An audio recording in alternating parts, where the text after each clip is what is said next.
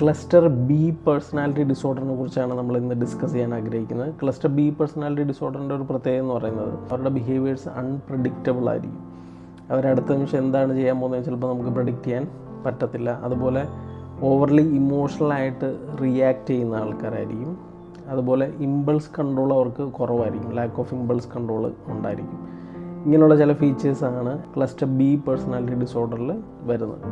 ഈ cluster B personality ഡിസോർഡറിൽ 4 type of personality disorders ഉണ്ട്. അതിലൊന്നാമതാണ് ആൻറ്റി സോഷ്യൽ പേഴ്സണാലിറ്റി ഡിസോർഡർ എന്ന് പറയുന്നത്. ആൻറ്റി സോഷ്യൽ പേഴ്സണാലിറ്റി ഡിസോർഡറിൻ്റെ മെയിൻ പ്രത്യേകത എന്ന് പറയുന്നത് അവർ റൂൾസ് ബ്രേക്ക് ചെയ്യുന്നവരായിരിക്കും, കണ്ടിന്യൂസ്ലി റൂൾസ് ബ്രേക്ക് ചെയ്യുന്നവരായിരിക്കും. അതുപോലെ അതിനെക്കുറിച്ച് അവർക്കൊരു കുറ്റബോധവും ഉണ്ടാവത്തില്ല. മറ്റുള്ളവരെ ഉപദ്രവിക്കാനും മറ്റുള്ളവരെ മുറിവേൽപ്പിക്കാനും അടിക്കാനും ഒക്കെ അവർക്ക് ഒരു മടിയും ഉണ്ടാവത്തില്ല. അവരുടെ ഒരു ന്യായത്തിന് വേണ്ടി അവരെന്തും ചെയ്യുന്ന പ്രവൃത്തികൾ അവരുടെ ഭാഗത്തുനിന്ന് ഉണ്ടാവാൻ സാധ്യതയുണ്ട്.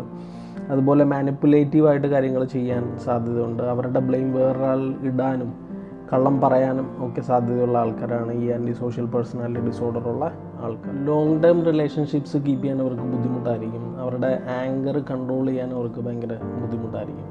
ഇങ്ങനെ കുറേ ഫീച്ചേഴ്സ് ഈ ആൻറ്റി സോഷ്യൽ പേഴ്സണാലിറ്റി ഡിസോർഡേഴ്സിൻ്റെ ഭാഗമായിട്ട് ഉണ്ടാവാറുണ്ട്. ആൻറ്റി സോഷ്യൽ പേഴ്സണാലിറ്റി ഡിസോർഡർ ഉള്ളവരെ മറ്റ് പേഴ്സണാലിറ്റി ഡിസോർഡർ ഉള്ളവരെ ട്രീറ്റ് ചെയ്യുന്നത് പോലെ തന്നെ മരുന്നിലൂടെയും സൈക്കോ തെറാപ്പിയിലൂടെയും കോഗ്നിറ്റീവ് ബിഹേവിയർ തെറാപ്പിയിലൂടെയും അവരെ നമുക്ക് ട്രീറ്റ് ചെയ്ത് ഒരു പരിധിവരെ മാറ്റിയെടുക്കാൻ പറ്റുന്നതാണ്.